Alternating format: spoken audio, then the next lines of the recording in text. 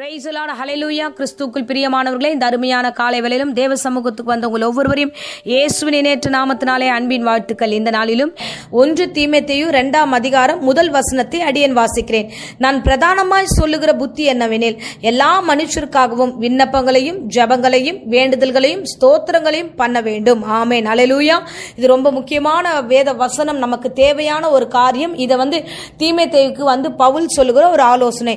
ஏன் நம்ம விண்ணப்பம் பண்ணணும், ஜெபம் பண்ணணும், வேண்டுதல் பண்ணணும், ஸ்தோத்திரம் பண்ணணும் அப்படின்னா இந்த 4 கேட்டகரியும் நமக்கு தேவை. நம்ம ஒவ்வொன்றையும் புரிந்து கொண்டு நாம் ஜெபிக்கிற பிள்ளைகளாய் காணப்பட வேண்டும். ஆமென், ஹல்லேலூயா. முதலாவது, எல்லா மனுஷருக்காக நாம ஜெபிக்கணும். ஆமென், ஹல்லேலூயா. இப்போ ஒரு கம்பெனிக்கு போறோம், நம்ம அந்த ஒரு பெரிய கம்பெனிக்கு போனோம்னா கண்டிப்பா நம்ம அப்ளிகேஷன் போட்டு தான் ஆகணும். ஒரு காலேஜ்ல சேரோம், ஒரு அப்ளிகேஷன் போட்டு தான் ஆகணும். ஸோ அப்போ எல்லாத்துக்குமே நம்ம ஒரு காரியத்தை செய்வது போல தேவன் கிட்ட இருந்து ஆசீர்வாதத்தை நம்ம பெற்று மற்றவர்களுக்கு கொடுக்கணும்னாலும் அவர்களுக்காக நாம விண்ணப்பம் பண்ணுகிற பிள்ளைகளாய் காணப்பட வேண்டும். ஆமென், ஹல்லேலூயா. அதுதான் சொல்லுது. எப்படி விண்ணப்பம் பண்ணணும்னா, நீங்க ஜெபிக்கணும், அப்புறம் வேண்டுதலை தேவனிடத்துல தெரியப்படுத்தணும், கர்த்தருக்கு தேங்க்ஸ் பண்ணணும். லாஸ்டா நம்ம என்ன பண்ணோம், கடவுளுக்கு தேங்க் பண்ணோம். ஸோ நீங்க வேண்டுதல, ஆண்டவரே என் பிள்ளை இவ்வளோ பலவீனமா இருக்கு, இந்த பிள்ளைக்காக ஜெபிக்கிறேன், என் உறவு முறை இப்படி பலவீனமா இருக்கு, இவங்களுக்காக நான் ஜெபிக்கிறேன், அப்படி என் சிநேகிதனுக்காக நான் ஜெபிக்கிறேன் என்று ஒவ்வொரு காலகட்டத்துக்காக நாம் ஜெபிக்கிற பிள்ளைகளாய் காணப்பட வேண்டும். எல்லா மனுஷருக்காகவும் ஜெபிக்க வேண்டும். ஆமென். அதுதான் சபையிலிருந்து கற்றுக் கொடுக்கிறோம். எப்பயுமே நம்ம என்ன பண்ணுகிறோம்னா, நமக்கு நாமே ஜெபித்துக் கொள்ளுகிற பிள்ளைகளாக காணப்படுவோம். இல்ல நம்ம எப்படி ஜெபிக்கணும்னா எல்லாருக்காகவும் ஜெபிக்க வேண்டும். ஆமென், ஹல்லேலூயா. சோ இந்த காலகட்டத்தில் ஜெபம் ரொம்ப அவசியமா இருக்கிறது. ஏதோ தானோ என்று இருக்காதீங்க. சபையில எத்தனையோ பிள்ளைகள் வருகிறார்கள், குறைவோடு வருகிறார்கள், பலவீனத்தோடு வருகிறார்கள், பயத்தோடு வருகிறார்கள், வருமானம் இல்லாம வராங்க, எத்தனையோ குடும்பத்துல சமாதானம் இல்லாம வராங்க. சோ இதற்கெல்லாம் நாம் ஜெபிக்கிற பிள்ளைகளாக காணப்பட வேண்டும். இதனால நமக்கு என்ன ஆசீர்வாதம் பாருங்க. யோபு தன் சிநேகிதனுக்காக ஜெபித்தான் என்று வேதம் சொல்லுகிறது. ஹல்லேலூயா, ஹல்லேலூயா. சோ சாதாரண விஷயம் இல்ல.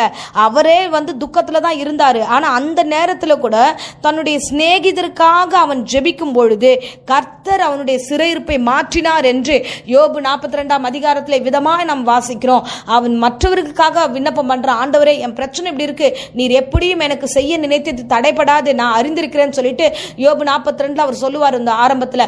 அதுக்கு அடுத்தது, என் கர்த்தர் என்னை எப்படி நடத்துவாரு, ஆனா நான் மற்றவர்களுக்காக ஜெபிக்கணும்னு சொல்லிட்டு திரும்பி அந்த சிநேகிதனுக்காக அவர் வேண்டுதல் செய்கிறார், விண்ணப்பம் பண்ணுகிறார். ஆண்டவர் அந்த விண்ணப்பத்தை கேட்டு யோபுவினுடைய காரியங்களை ஆண்டவர் இரட்டத்தனையாய் ஆசீர்வதித்தார். அவன் முன்னிலுமே காட்டிலும் பின்னிலுமே மகா பெரிய ஆசீர்வாதத்தை பெற்றுக்கொண்டது. ஆமென், ஹல்லேலூயா. பாருங்க, இயேசு கிறிஸ்து அழகாய் நமக்கு ஜெபத்தை கற்றுக் கொடுத்திருக்கிறார். அவர் தனிமையில இருக்கும் பொழுதெல்லாம் சும்மா இல்ல, தனிமையில இருக்கும் பொழுதெல்லாம் அவர் முழங்கால் படிட்டு தேவனை நோக்கி பலப்படுத்தும்படியாக ஆண்டவரை நோக்கி அவர் ஜெபித்தார் என்று வேதம் நமக்கு சொல்லுகிறது. ஆமென், ஹல்லேலூயா.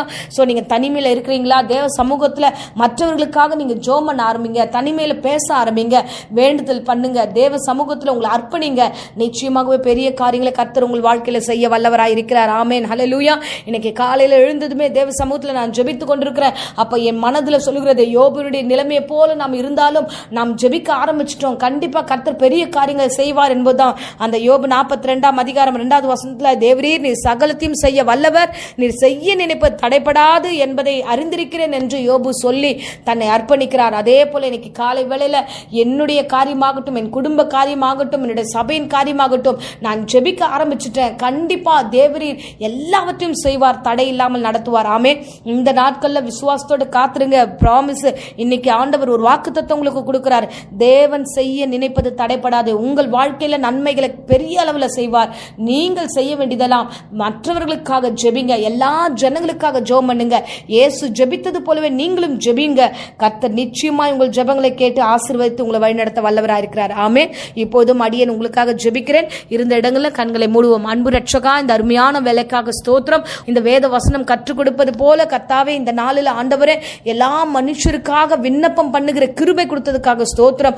ஒவ்வொரு ஜனங்களுக்காக விண்ணப்பம் பண்ணும்படியாக இந்த பிள்ளைகளை தெரிந்து கொண்டீர், அதற்காக ஸ்தோத்திரம். ஆண்டவரே, ஜெபத்தினாலும் வேண்டுதனாலும் தெரியப்படுத்துங்க, ஸ்தோத்திரத்தினால் தெரியப்படுத்துங்கன்னு சொல்லியிருக்கீங்க. ஆண்டவரே, இந்த பிள்ளைகளுடைய குடும்பத்தை சமாதானம் ஆளுகை செய்யட்டும். இந்த பிள்ளைகளுடைய ஆசீர்வாதங்கள் இரட்டத்தனையாய் மாறட்டும். தேவையில்லாத குழப்பங்கள், சஞ்சலங்களை இயேசு நாமத்தில் சபித்து கட்டுகிறேன். பூரண சுகம் உண்டாகட்டும். விசேஷமாக யாராகிலும் வியாதியோடு பலவீனத்தோடு இந்த வேளையில் இருந்தா பூரண சுக பல ஜீவன் அவர்களை கொடுத்து வழிநடத்தி ஆசீர்வதியும். இயேசுவின் நாமத்தில் ஜெபத்தை ஒப்பு கொடுத்து ஜெபிக்கிறேன், ஜீவனுள்ள நல்ல பிதாவே. ஆமேன், ஆமேன். Praise the Lord. God bless you.